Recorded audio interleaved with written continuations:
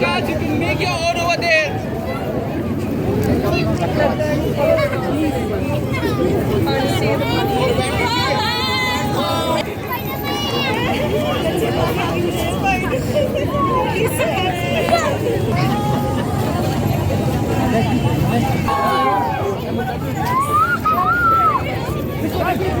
Don't mind.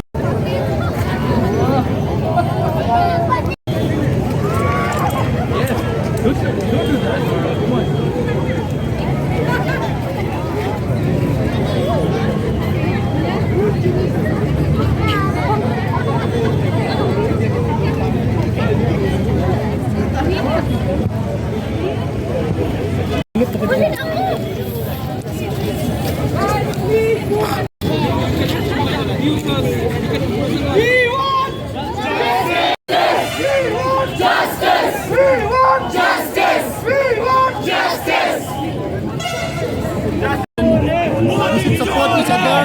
The ones who have died in the recent paper leak. This is not. I am not a NEET student. But I might not be a NEET student.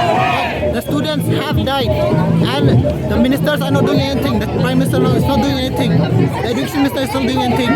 They have to resign. They have to take accountability. They cannot just look away out of this.